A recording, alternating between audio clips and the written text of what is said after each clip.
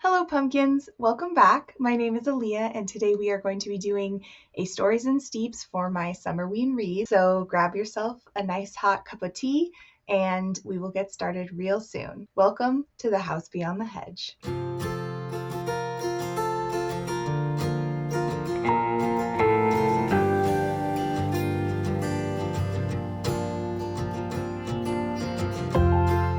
So first of all, I want to say that this is clearly a very different setup than normal for recording, but my tripod that holds my phone in any kind of meaningful way broke right before this. So it was either not record a video until I got a new tripod, or I thought I already have my streaming set up for streaming on Twitch, so why don't I just try using that for recording? So we're going to see how this goes. Please let me know what you think down in the comments about this setup, because honestly, it's a lot easier to use than setting everything up separately, because I just have this set up already. So if this works and the audio sounds okay and the video's okay, then I will probably use this more often. So let me know what you think. And I know you're thinking, summerween, that was like months ago at this point. But like a lot of people this year, I started feeling the spooky season vibes really early in the summer.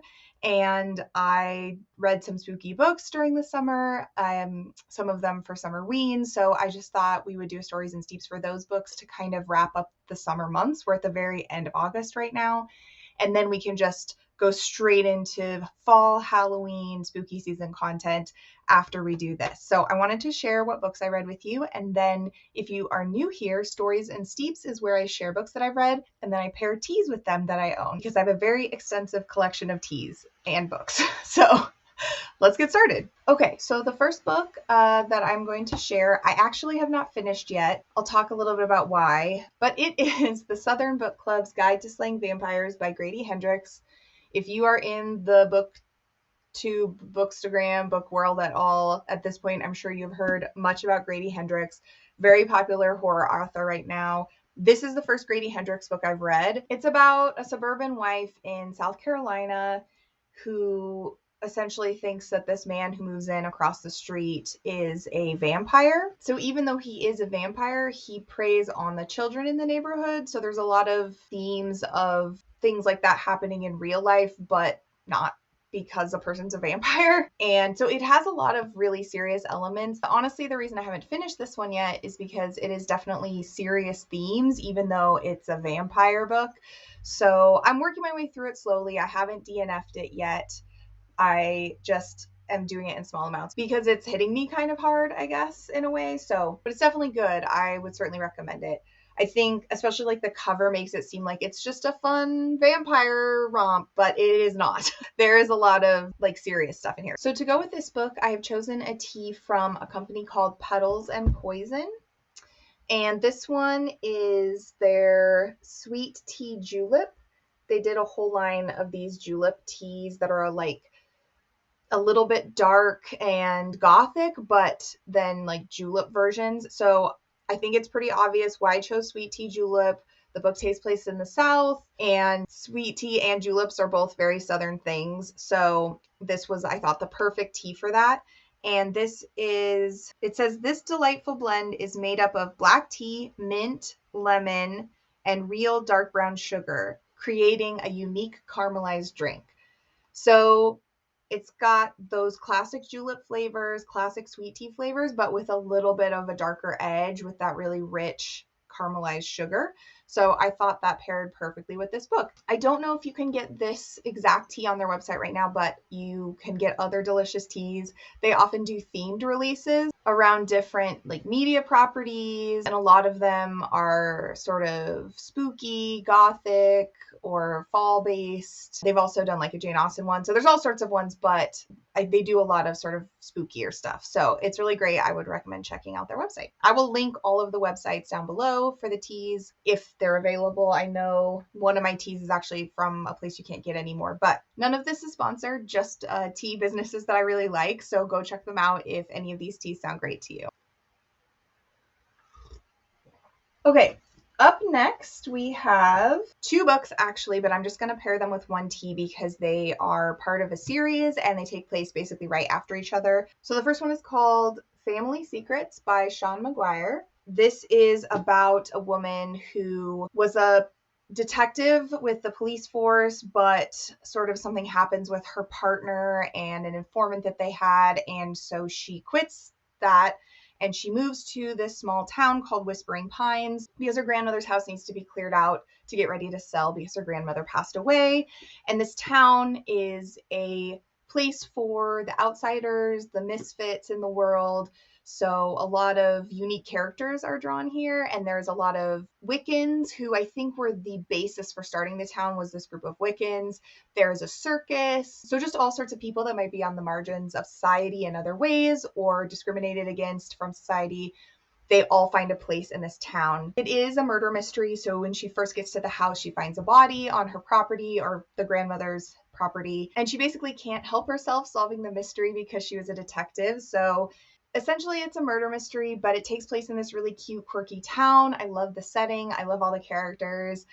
I love the witchy parts of it, the circus parts, which I'm on the second book right now, which is called Kept Secrets, and it's more focused on the circus. The first book is more focused on the Wiccan group and the coven that's in town. They're just really fun and just have those sort of like magical vibes, but they take place in the spring and summer. So really great for summerween because they take place in spring, summer, but definitely have, I wouldn't say spooky, but just those like kind of magical occult sort of feelings that I think go well in kind of October season. And I've really been enjoying those. Like I said, I'm reading the second one right now, and then I think there's more. I'm not sure how many there are, but I would definitely recommend them, especially if you are into books about witch stuff, because even though the main character doesn't believe in Wicca or witchcraft or any of those things, the people that live in the town very much do believe it and are Wiccans. So it's great. For that one, I'm going to be pairing Russian Caravan. And I picked this one because if you have ever had a Russian Caravan tea, you'll know very smoky, kind of earthy. And I think it really fits well with these books because kind of evokes that little town in the woods. In the first one, there's a campground. And then the second one, like I said, is the circus. And also the sort of fortune-telling camp is in the second one as well. And kind of just that smoky flavor that's evocative of a campfire, I think just pairs really well with these books. And this one is from In Cahoots, which is a little shop in the town of McMinnville, Oregon. It's a very, very cute shop. They have all kinds of plants and gifts and teas. I highly recommend checking it out if you're ever in McMinnville. I bought it when I was visiting there, but you can also, I believe, order tea on their website, so I will link that down below. And yeah, try that pairing out. Let me know what you think. So next up, the last two books are from what are essentially my favorite thriller horror authors right now. The first one is You're Not Supposed to Die Tonight by Kalynn Bayron.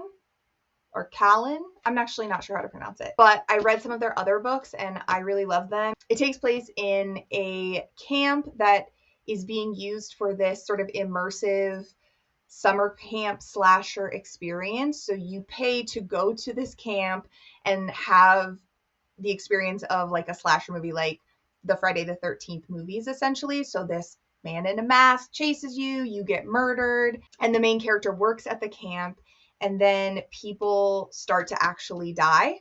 So it's kind of a little bit of a mystery, definitely a thriller. You don't really know which way it's going to go at the beginning, but I really, really love this author. So I was really excited to pick this one up, and I thought it would be perfect for Summerween because of the sort of like summer camp aspect of the book. It also, like, towards the end takes a really, I don't want to say strange, but like it really takes a turn in the direction, like the way you think things are going and who the killer ends up being.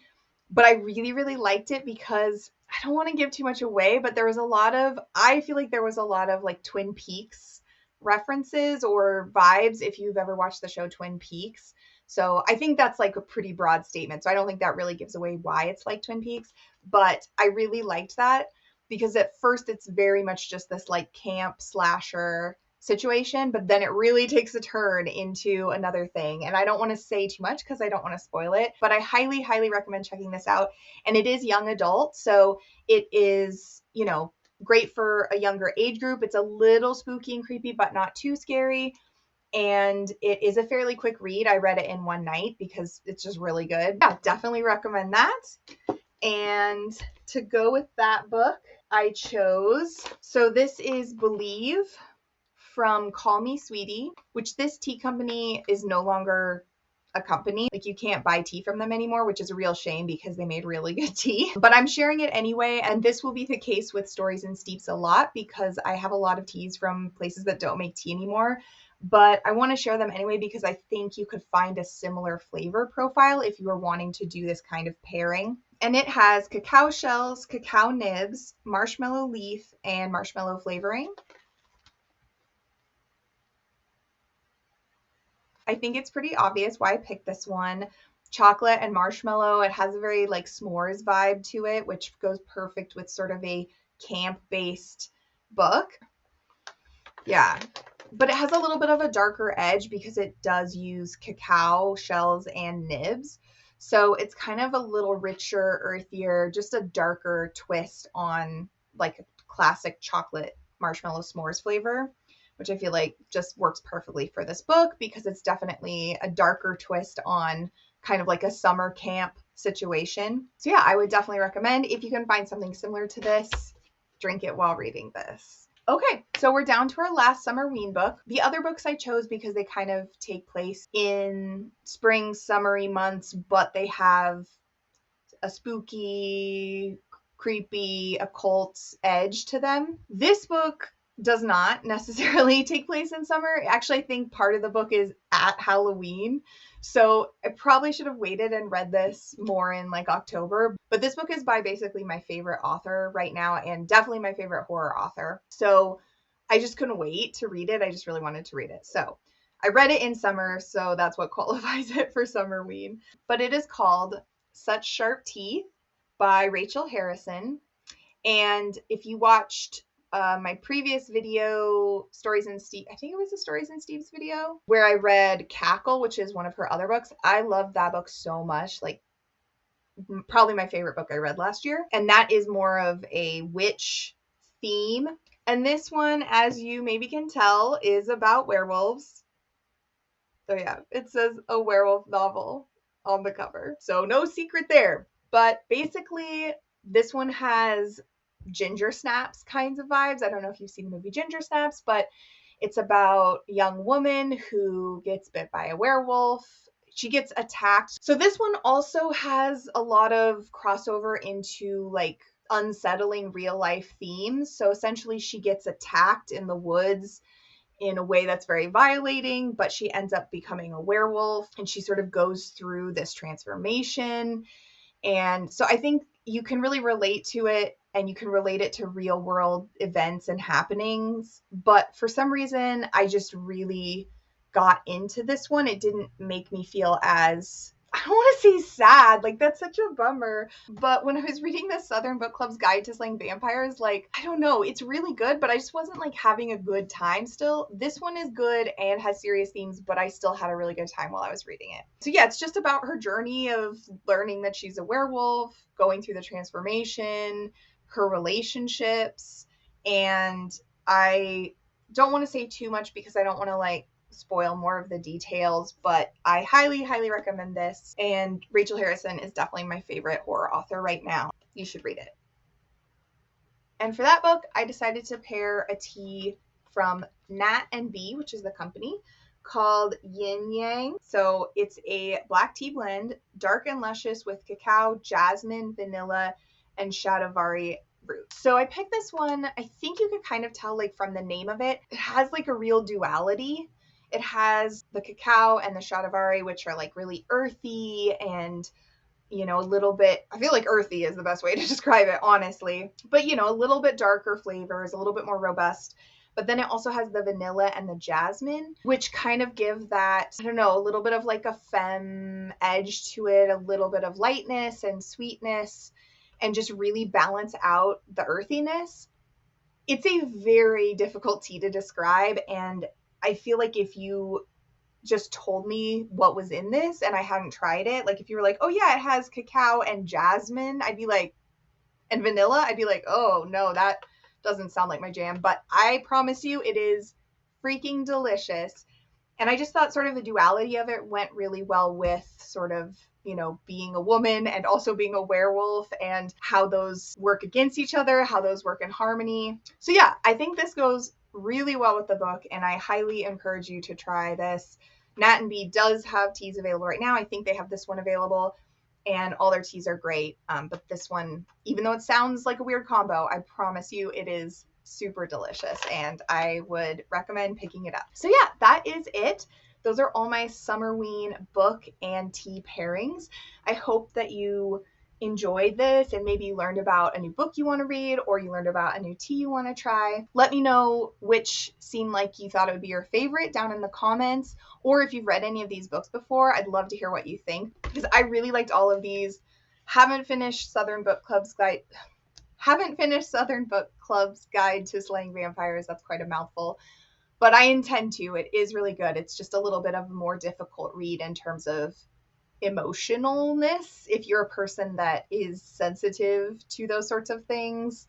If you're a person that is overly empathetic or an empath, like, you might have a little bit harder time with it, like me, but still really good. So really enjoyed all of them, and a couple of my absolute favorite authors right now across the board. So I hope that you will maybe check some of these out. If you have not read them, definitely check out the tea shops. I will link them down below, like I said. And let me know what you think about this format of recording. I might keep doing videos like this, and if it seems like it's working, I can even upgrade to a better camera than what I'm using for the webcam, essentially. So I'd really like to know what you think, if this is watchable, if the audio is okay. Give me a shout, let me know. And let me know if you read any books for Summerween that you really loved. I will make a note of them for next year. I am firmly going to be moving on to the fall, autumn, Halloween reads now. And hopefully my next video will be my September TBR. So look out for that after this one. And if you want to follow me on Instagram, you can find me at House Beyond the Hedge. If you want to follow me on Twitch and watch me play cozy video games online, and you'll see this setup will be very familiar if you watch that. But you can find me at Trusty Parasol on Twitch. Come and hang out. It's a good time. And I think that is it for this video. So always remember to keep the kettle warm, because I will see you next time.